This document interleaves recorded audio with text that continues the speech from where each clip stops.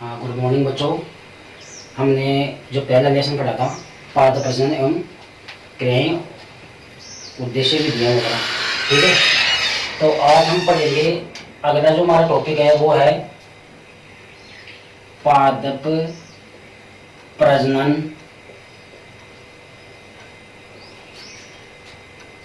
क्रियाएं।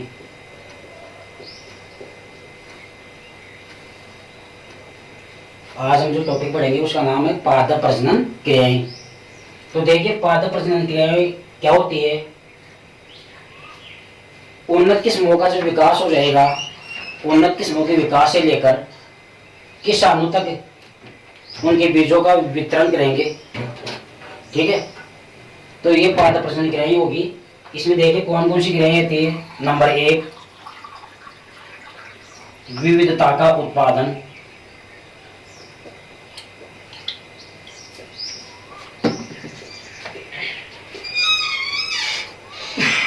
पहला है विविधता का उत्पादन। दूसरा है चयन।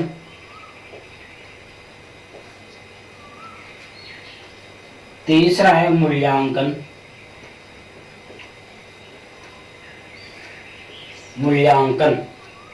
चौथा है गुणन।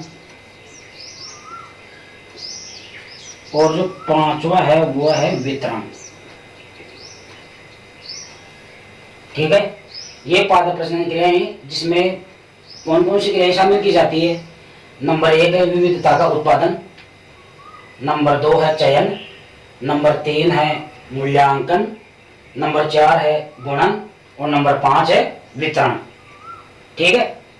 तो इसमें जो विविधता का जो उत्पादन है, इसमें देखिए क्या होता है। इसमें कौन कौन सी क्रियाएं की जाती है। मतलब इसमें हम क्या करेंगे, एक एक का दिन कर लेते हैं, ठीक है। जैसे पहला है विविधता का उत्पादन। तो इसमें क्या होता है, विविधता का जो उत्पादन है, फसलों में सुधार करने के लिए विविधता का होना आवश्यक है। यदि हम विविधता नहीं लाएंगे फसलों में तो सुधार असंभव है, ठीक है। तो फसलों में सुधार करने के लिए विविधता लाना आवश्यक है। अब विविधता का जो उत्पादन होगा उसमें कौन कौन से चरण शामिल होते हैं। तो देखिए, नंबर 1 है ग्रामीण।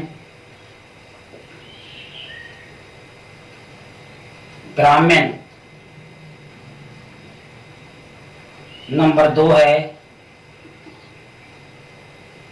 जनन द्रव्य संग्रह।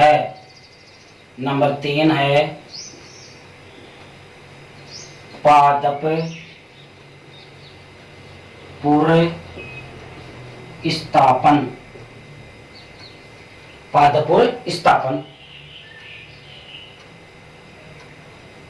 ठीक है। चौथा जो चरण है उसका नाम है संकरण, ठीक है। पांचवा जो चरण है उसका नाम है, पहला हो गया ग्रामीण, दूसरा जनन द्रव्य संग्रह, तीसरा हो गया पादप स्थापन, चौथा हो गया संकरण, और जो पांचवा हमारा जो चरण है उसका नाम है, जैसे हमने ले लिया यहाँ पर उत्प्रियवर्तन।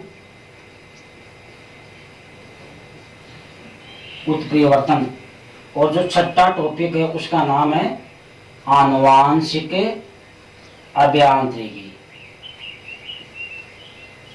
Genetic engineering.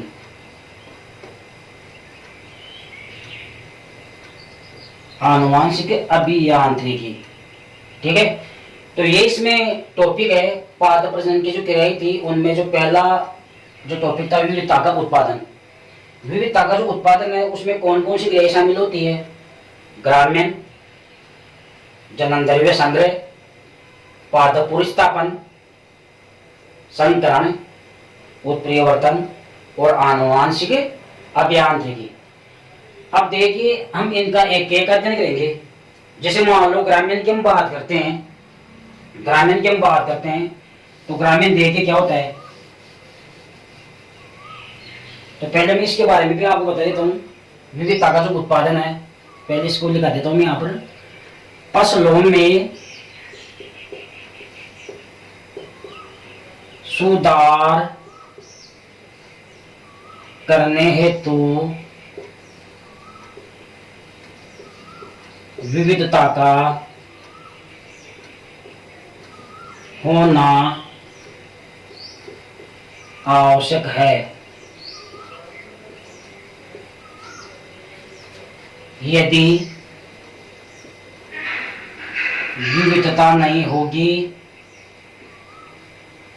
यदि विविधता नहीं होगी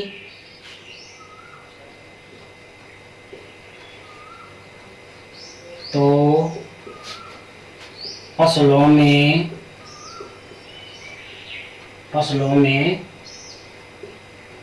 सुधार करना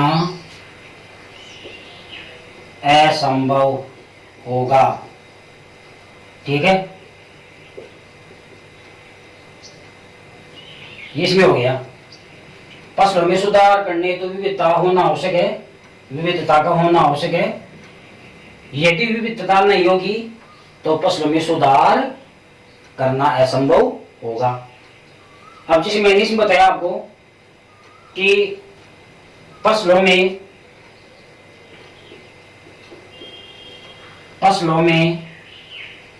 विविधता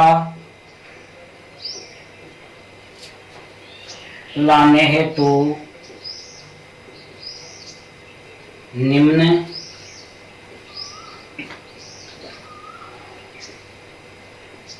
क्रियाएं की जाती है। लाने हेतु की जाती है, फसलों में विविधता लाने के लिए क्रिया की जाती है। नंबर 1 ग्रामीण। तो मैं यहाँ पर लिख देता हूँ ग्रामीण।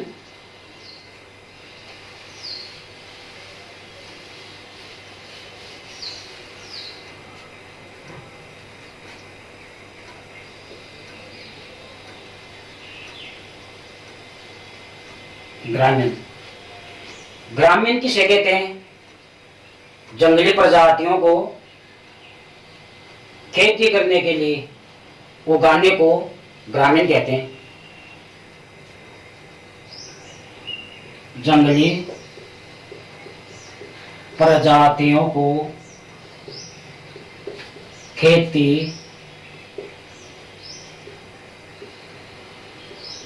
करने हेतु उगाने को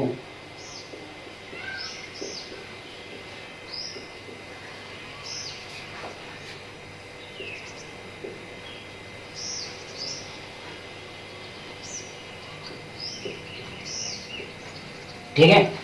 जंगली प्रजातियों को खेती करने हेतु उगाने को क्या कहते हैं? ग्रामीण कहते हैं। ये पहला पॉइंट हो गया। दूसरा देखिए क्या है, जनन द्रव्य संग्रह। तो इसकी परिभाषा देखिए, फसली प्रजातियों एवं उनके जंगली संबंधियों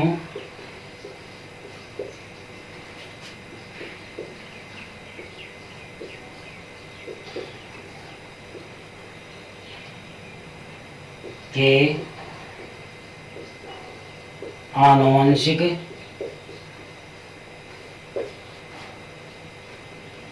द्रव्य के पूरे समूह को जनन द्रव्य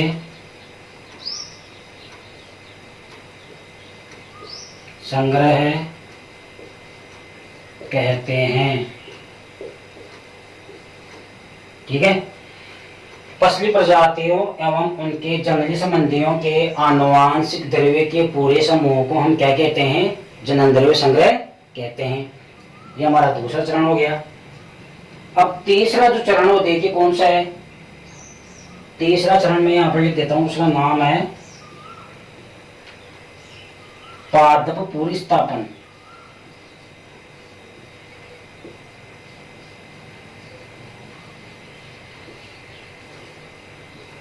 जो तीसरा जो चरण है उसका नाम है पादप पुनर्स्थापन।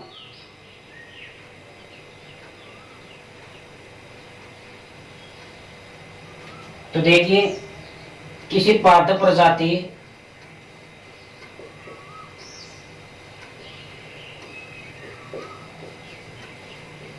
या किस्म को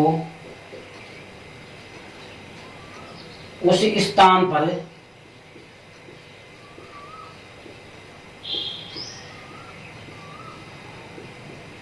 ले जाकर उगाना जहां पहले वह प्रजाति नहीं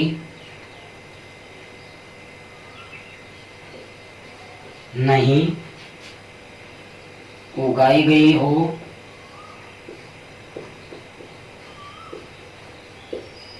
या नहीं पाई जाती थी।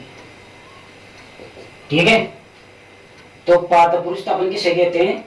किसी पादप प्रजाति या किस्म को उस स्थान पर ले जाकर उगाना जहां पहले वह प्रजाति नहीं पाई जाती थी या उसको नहीं उगाया गया हो, तो इसको हम क्या कहते हैं? पादप पुनर्स्थापन। अब देखिए जो चौथा चरण है उसका नाम है संकरण। चौथा चरण उसका नाम है संकरण।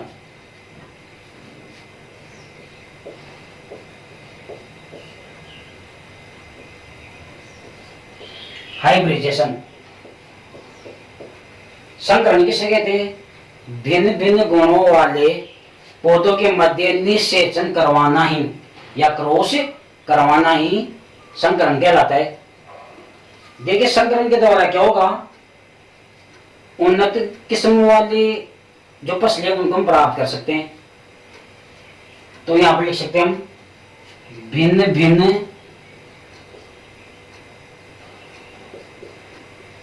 भिन्न गुणों वाले पौधों के मध्य संकरण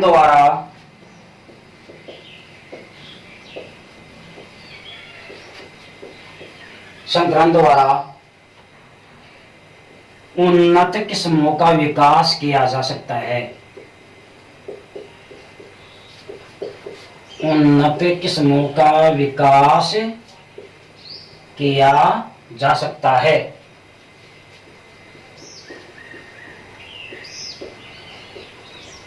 ठीक है, तो संकरण के द्वारा क्या करते हैं? भिन्न भिन्न गुणों वाले पौधों के मध्य संकरण द्वारा उन्नत किस्मों का विकास किया जा सकता है। संकरण की परिभाषा मैंने आपको बताई थी। संकरण किसे कहते हैं? भिन्न भिन्न गुणों वाले पौधों के मध्य निषेचन करवाने की प्रक्रिया को हम क्या कहते हैं? संकरण कहते हैं। तो यहां पर मैं लिख देता हूं इसकी परिभाषा। भिन्न भिन्न गुणों वाले या अलग प्रजाति, भिन्न भिन्न गुणों वाले पौधों के मध्य क्रॉस करवाने की प्रक्रिया को ही संकरण कहते हैं।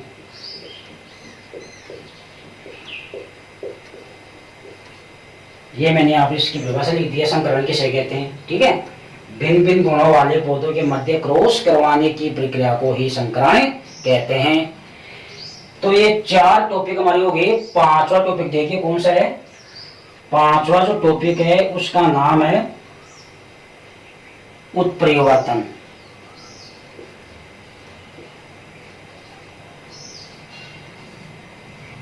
उत्परिवर्तन किसे कहते हैं?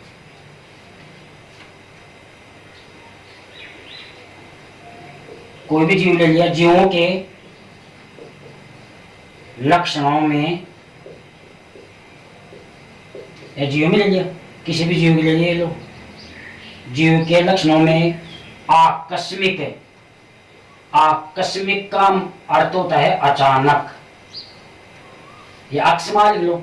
जीव के लक्षणों में आकस्मिक एवं वंशानुगत है।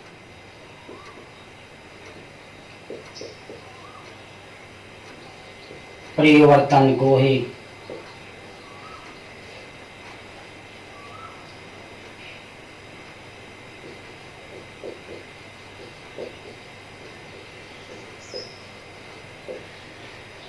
उत्परिवर्तन कहते हैं। जीव के लक्षणों में आकस्मिक एवं वंशानुगत परिवर्तन को हम क्या कहते हैं? उत्परिवर्तन कहते हैं। आकस्मिक या अकस्मात, यानी कोई भी जीव है उसमें उसके जो लक्षणों में अचानक, और वंशानुगत का अर्थ होता है एक पीढ़ी से दूसरी पीढ़ी में ट्रांसफर होने वाले परिवर्तन, तो वो क्या कहलाएंगे? उत्परिवर्तन कहलाते हैं। ये 5 हो गए। छठा देखिए कौन सा है।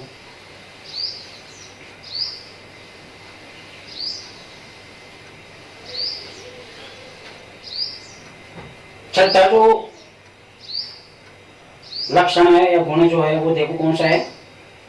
बहुगुणिता।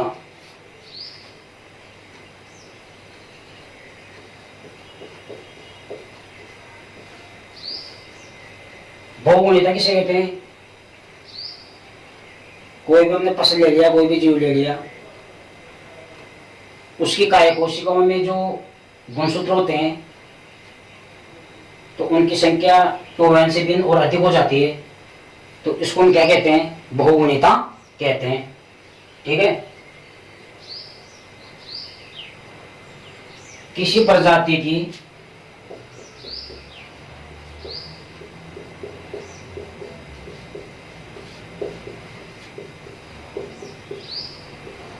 कायिक कोशिकाओं में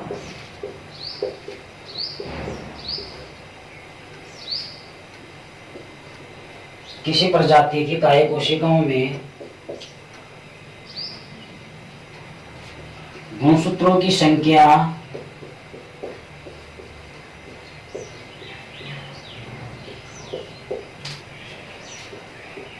टोन से भिन्न एवं अधिक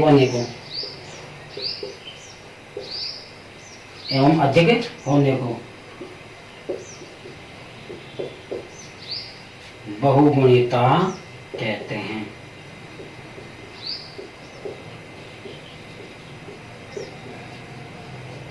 तो ये इसकी परिभाषा हो गई।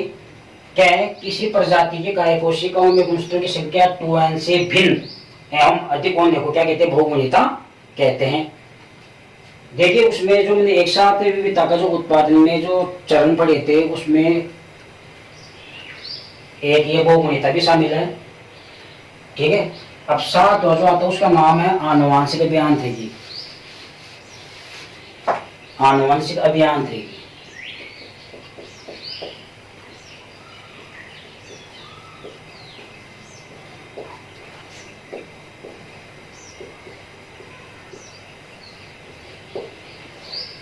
आनुवांशिक अभियांत्रिकी किसे कहते हैं?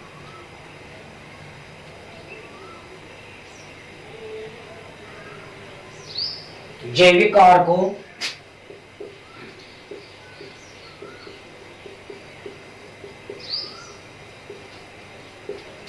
जैसे सूक्ष्म जीव,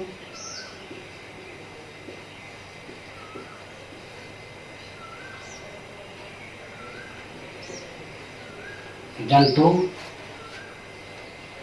पादप कोशिकाओं में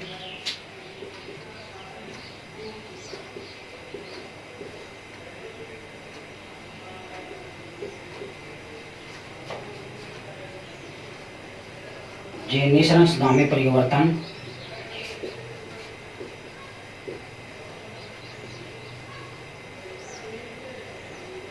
एवं करके तथा उनके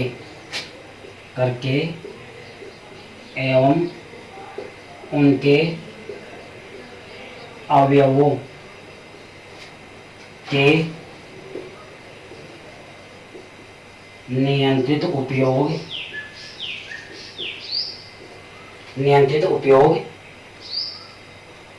से उपयोगी उत्पादों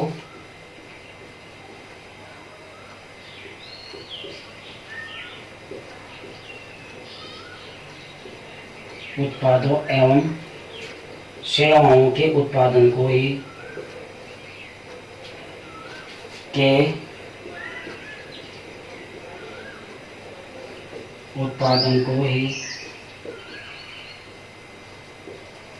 आनुवांशिक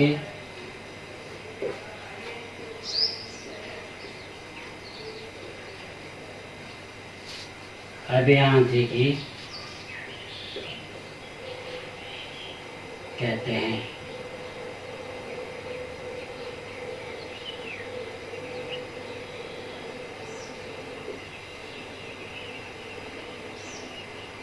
ये इसकी परिभाषा हो गई। जैविक कारकों जैसे सूक्ष्म जीव, जंतु, पादप कोशिकाओं में जीवनी संरचना में परिवर्तन करके एवं उनके जो अवयव है उनके नियंत्रित उपयोग से उपयोगी उत्पादों एवं सेवाओं के उत्पादन को आनुवांशिक अभियांत्रिकी कहते हैं। तो देखिए मैंने आपको विविधता के उत्पादन में वहां पर 6 चरण लिखाए थे, लेकिन यहाँ पर आपको एक और ये टॉपिक था बहुगुणिता वाला। तो इस प्रकार इसमें आप कर लेना 6 की जगह 7 चरण होते कौन कौन से। पहला ग्रामीण होता है, दूसरा जनन द्रव्य संग्रह, तीसरा पादप पुनर्स्थापन, चौथा संकरण, पांचवा उत्परिवर्तन, छठा बहुगुणिता और सातवां आनुवांशिक अभियांत्रिकी। तो ये तो जो पादप प्रजनन की क्रियाएं थी उसमें जो हमने शुरू में जो क्रियाएं 5 बताई थी, पहला था विविधता का उत्पादन जिसमें हमने टॉपिक पढ़े। ये सभी टॉपिक इसमें विविधता का उत्पादन में। दूसरा हम पढ़ेंगे चयन सिलेक्शन, फिर तीसरा पढ़ेंगे मूल्यांकन, चौथा पढ़ेंगे गुणन और पांचवा पढ़ेंगे वितरण। तो अब अगला जो टॉपिक आएगा वो देखिए कौन सा होगा, चयन।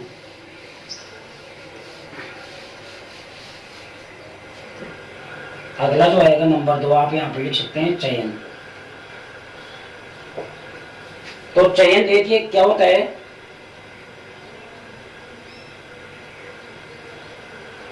किसी फसल में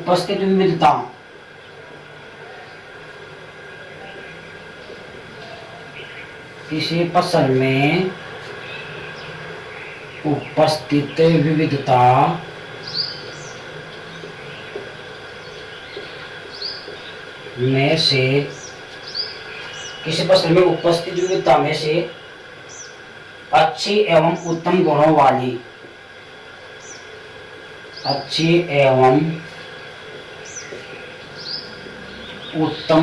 वाली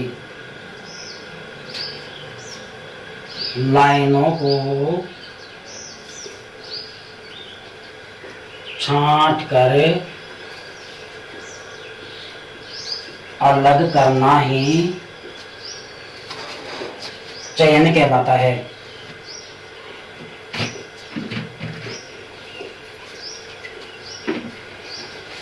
तो चयन किसे कहेंगे, किसी फसल में उपस्थित विविधता में से अच्छी एवं उत्तम गुणों वाली लाइनों को छांट कर अलग करना ही चयन कहलाता है।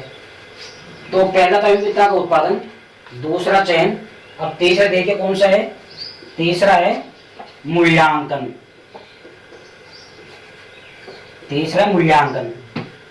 तो मूल्यांकन किसे कहेंगे, वर्तमान किस्में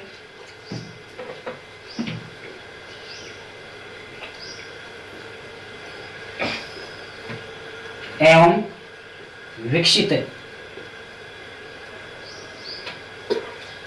किए गए लाइनों के निष्पादन की तुलना की जाती है।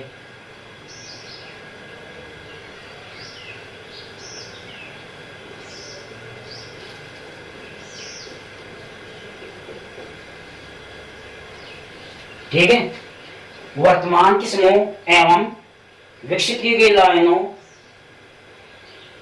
में उनके निष्पादन की क्या की जाती है, तुलना की जाती है।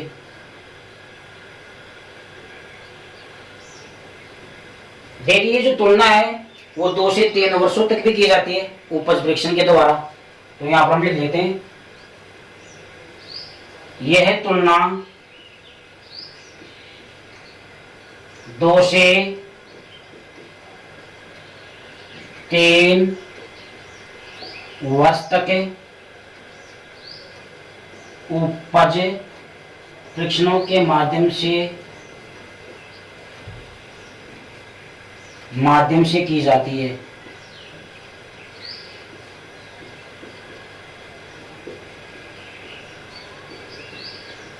तो देखिए कहीं पर श्रम जो करते हैं, ये जो मूल्यांकन करते हैं, जो तुलना करते हैं, वो 2 से 3 वर्ष तक उपज परीक्षणों के माध्यम से भी की जाती है। अब देखिए जो चौथा टॉपिक है उसका नाम है गुणन। तो यहां पर लिख देता हूं मैं गुणन।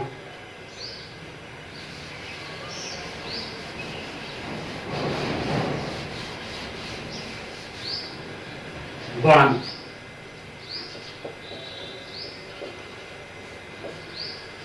विमोचित किस्मों का गुणन कई चरणों में किया जाता है। विमोचित किस्मों के बीजों का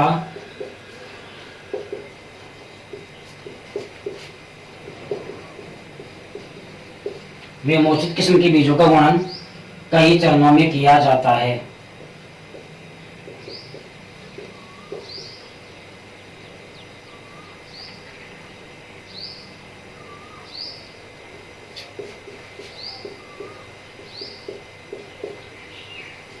विमोचित किस्म के बीजों का गुणन कई चरणों में किया जाता है, ये हो गया गुणन।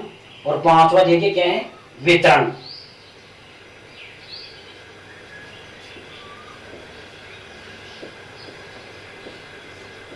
वितरण किसे कहते हैं, उच्च गुणवत्ता वाले बीजों को उच्च गुणवत्ता वाले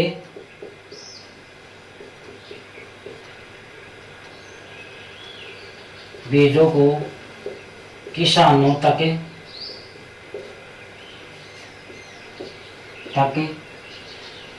पहुंचाने की क्रिया को ही वितरण कहते हैं।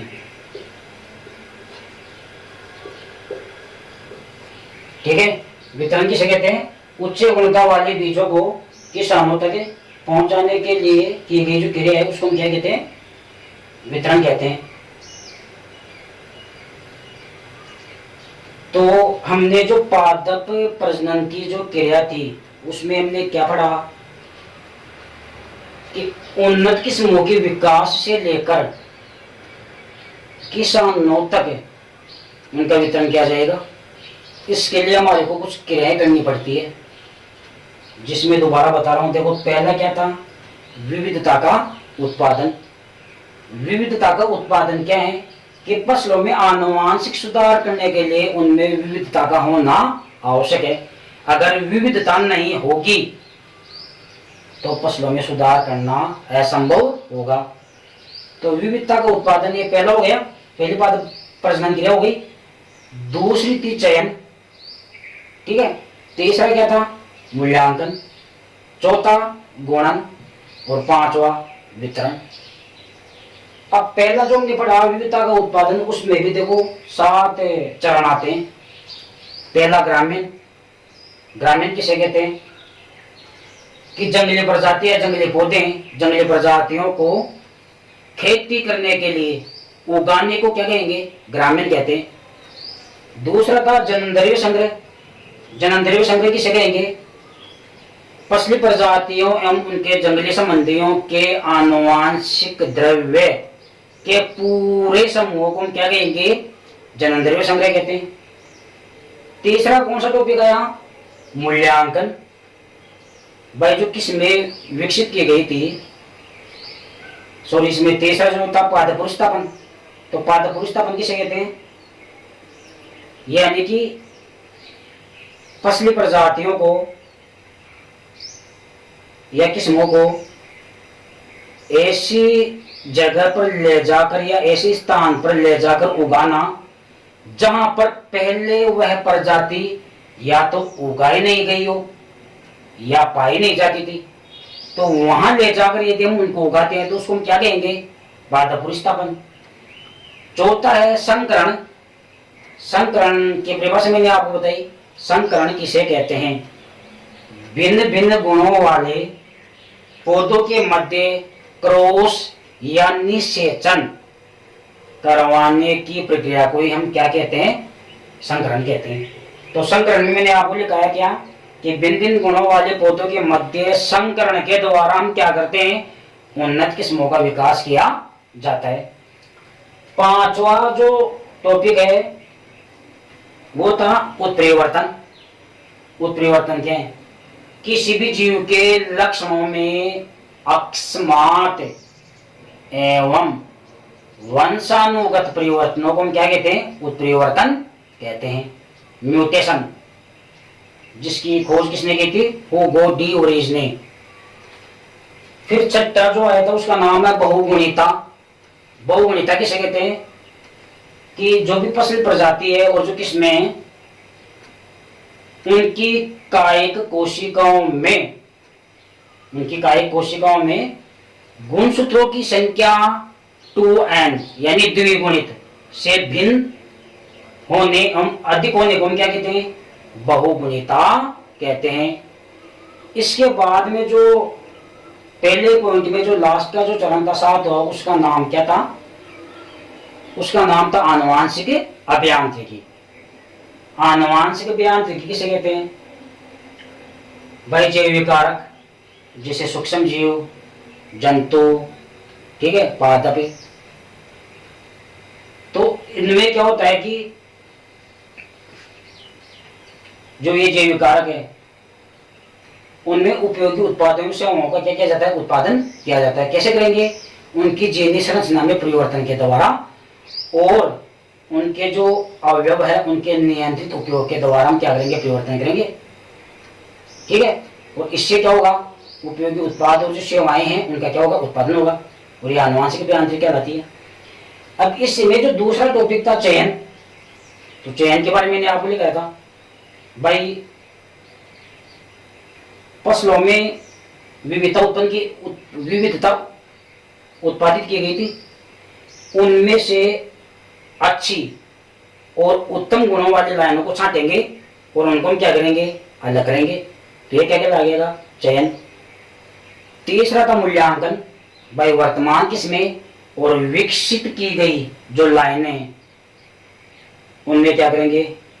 उनके निष्पादन की तुलना करेंगे। और कई जो फसलें उनमें तो क्या करेंगे? 2 से 3 वर्ष तक उनके उपज परीक्षण के द्वारा ये तुलना की जाती है। चौथा है गुणन, लेकिन जो किस्मों का है जो गुणन कई चरणों में किया जाता है। और फिर 5वां था इसमें वितरण, यानी जो विकसित की गई जो किस्में उनको मतलब या बीज है उनको किसानों तक पहुंचाया जाएगा। ठीक है, ये वितरण कहलाता है। तो आज हमने पाद प्रजनन क्रिया पढ़ी। अब देखिए इसमें एक टॉपिक है जैसे विविधता का जो उत्पादन था, उसमें पहला टॉपिक कौन सा था? ग्रामीण था। अब थोड़ी सी हम ग्रामीण के बारे में भी चर्चा कर लेते हैं। ग्रामीण के जैसे मैं यहाँ पर लिख देता हूँ ग्रामीण। ग्रामीण की मैंने आपको परिभाषा लिखा थी। ठीक है। अब ग्रामीण में क्या होता है कि ग्रामीण के द्वारा क्या हुआ कि फसलों की मतलब जो बीज है उनके माप में वृद्धि हुई है, आकार में वृद्धि हुई है। ठीक है। ग्रामीण के द्वारा फसलों में या तो विसरण समाप्त हो गया है या उसमें क्या आई है? कमी आई है। ठीक है। तो इसमें मैं आप इसमें लिख देता हूं ग्रामीण का अर्थ क्या है। ग्रामीण के कारण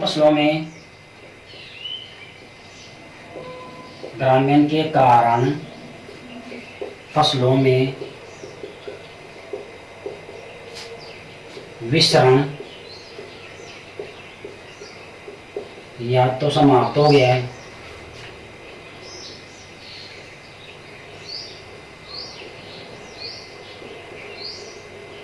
या उसमें कमी आई है, उसमें कमी आई है।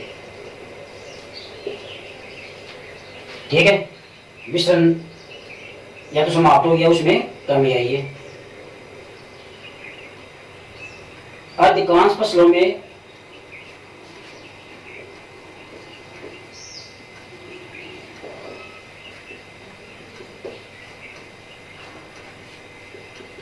पकने की अवधि में भी कमी आई है, पकने की अवधि में भी, पकने की अवधि में भी कमी आई है।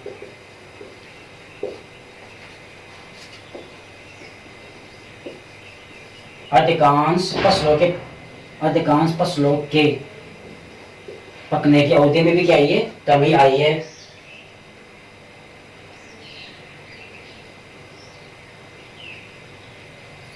सभी फसलों के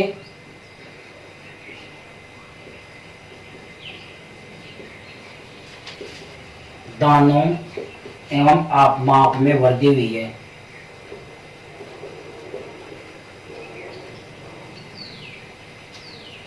वृद्धि हुई है। ठीक है, तो ग्रामीण के कारण फसलों में विषण या तो समाप्त हो गया है या उसमें कमी आई है। अधिकांश फसलों के पकने की अवधि में भी कमी आई है। सभी फसलों के दानों और माप में वृद्धि हुई है। अब देखो इसमें पढ़ेंगे ग्रामीण के दौरान वर्ण। ग्रामीण के दौरान वर्ण। तो देखिए ग्रामीण के दौरान जो वर्ण होता है वो दो प्रकार का होता है, प्राकृतिक और कृत्रिम।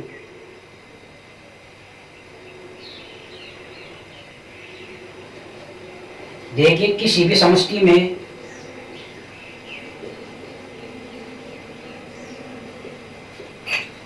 विभिन्न जीन प्रारूप वाले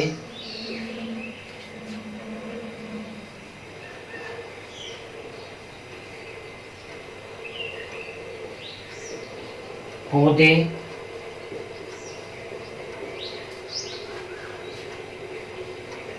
उपस्थित होते हैं। ये भिन्नता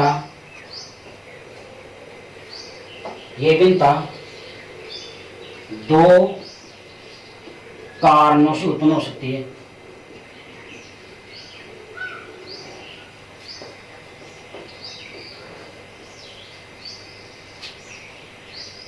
एक है प्राकृतिक कारक और दूसरा है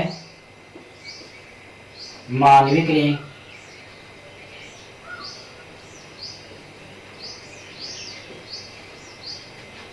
तो ग्रामीण के दौरान अगर किसी भी समष्टि में जीन प्रारूप वाले पौधे जो उपस्थित होते हैं उनमें भिन्नता जो होती है वो दो कारणों से उत्पन्न हो सकती है, प्राकृतिक कारण और मानवीय क्रियाएं। तो देखिए हम पढ़ेंगे यहाँ पर ग्रामीण के आधार पर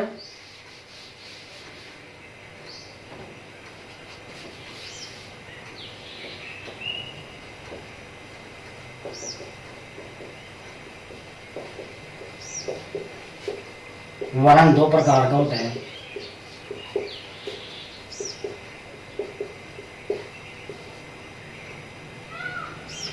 ग्रामीण के आधार पर वर्ण कितने प्रकार का होता है, दो प्रकार का होता है। तो देखिए इसमें क्या करते हैं हम अंतर कर लेते। पहले तो चलो इसको लिखा देता हूं मैं यहाँ पर नंबर 1 प्राकृतिक वर्ण। तो प्राकृतिक जो वर्ण है वो किसको कहेंगे, प्राकृतिक कारण। प्राकृतिक कारण जैसे जलवायु, मिट्टी और जैविक कारक।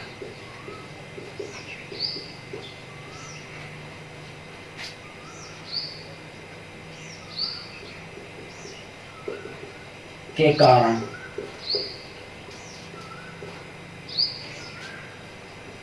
उत्पन्न होता है। प्राकृतिक कारण जैसे जलवायु, मिट्टी, जैविक कारकों के कारण उत्पन्न होता है। दूसरा यदि हम ले तो कृत्रिम वर्ण, कृत्रिम वर्ण, इसमें क्या आ जाएगा, मानवीय क्रियाएं, मानवीय क्रियाएं। तो यहाँ पर जो कृत्रिम वर्ण होगा उसके लिए कौन कौन सा कारक उत्तरदायी होगा, मानव, यानी मानवीय जो क्रियाएं होती है उसके कारण जो वर्ण होगा वो कौन सा होगा, कृत्रिम। अब प्राकृतिक वर्ण और जो कृत्रिम वर्ण है उन दोनों में क्या कर लेते हैं, अंतर पढ़ लेते हैं।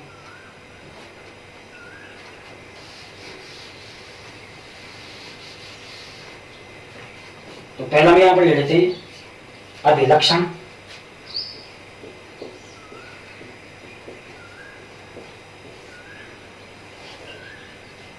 यहां पर ले लेते हैं प्राकृतिक वर्ण,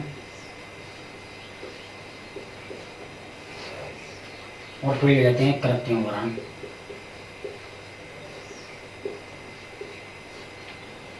अभिलक्षण की बात करें हम,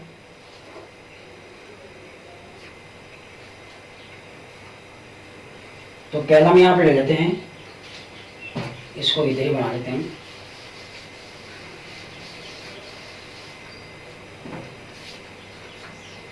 अभिलक्षण,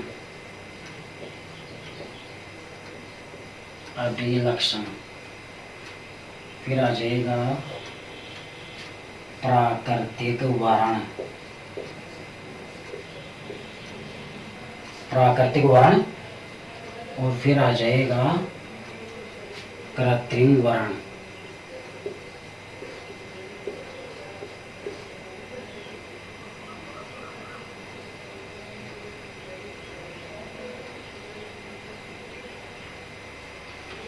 ठीक है,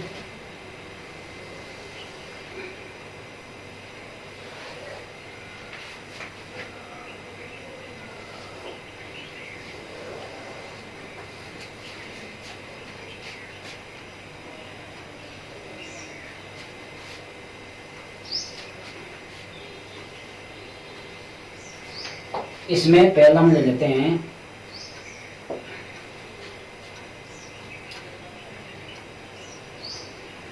इसमें जो पहला है वो है वर्ण का कारक या कारण।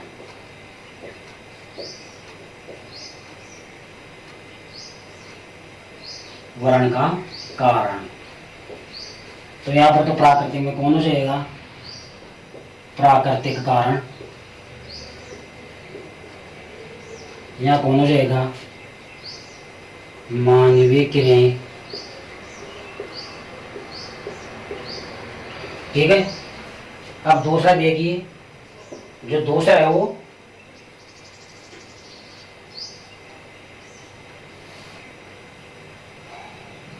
जन्म,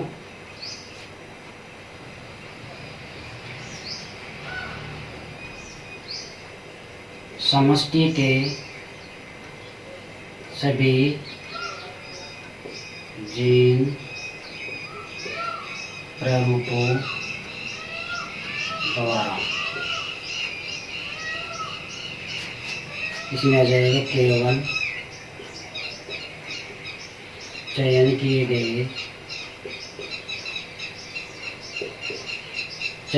गए जीन प्रारूपों द्वारा।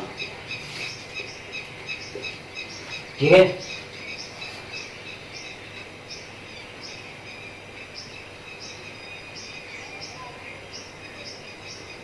तीसरा है समष्टि अनुकूलन।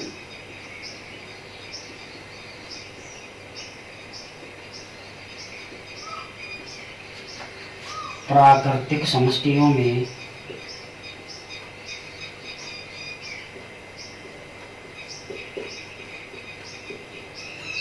प्राकृतिक वातावरण में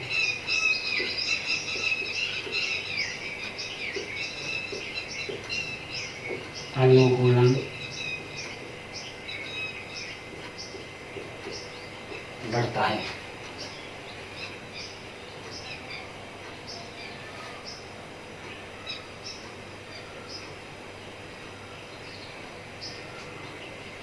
प्रजनन समष्टियों में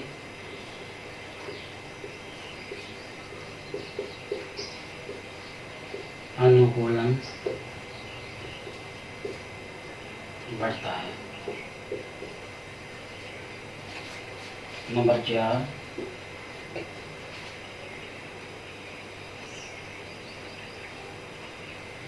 समष्टि में विविधता।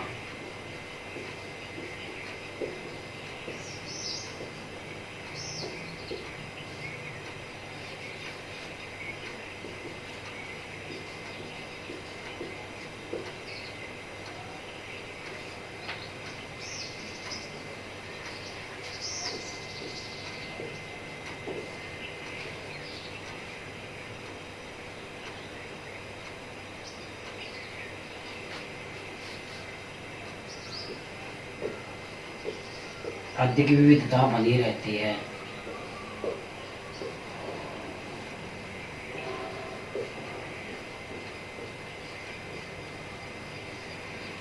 विविधता में कमी आती है।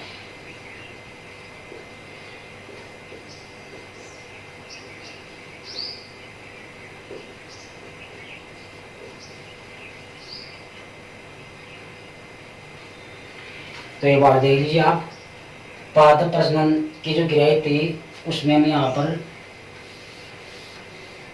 ये हमारा टॉपिक था प्राकृतिक वरण एवं कृत्रिम वरण में अंतर, ये टॉपिक था हमारा। तो देखिए क्या है प्राकृतिक वरण, इसका कारण होता है प्राकृतिक कारण, उसका होता है मानवीय क्रियाएं।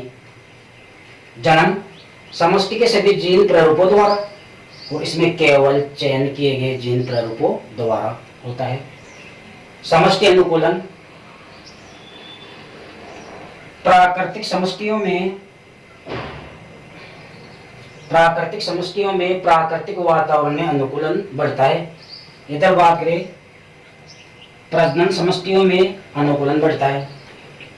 समष्टि में विविधता, अधिक विविधता बनी रहती है, विविधता में कमी आती है।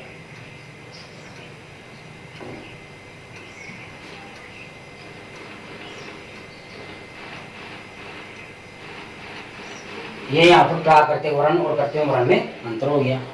तो देखिए इस पाठ में हमने क्या क्या पढ़ा। जो पहले हमारी जो क्लास हुई थी उसमें हमने पादप जो प्रजनन है, यानी पाठ का नाम क्या है, पादप प्रजनन, प्लांट ब्रीडिंग, परिभाषा, उद्देश्य एवं विधियां, जिसमें हमने पहले क्लास में पढ़ा था पादप जो प्रजनन होता है उसका इंट्रोडक्शन, परिचय, परिभाषा पादप प्रजनन की, और उद्देश्य पढ़े थे। आज जो हमने इस क्लास में जो अध्ययन किया है उसमें हमने अध्ययन किया है पादप प्रजनन की क्रियाएं। ठीक है, तो आज के लिए इतना ही काफी है। धन्यवाद।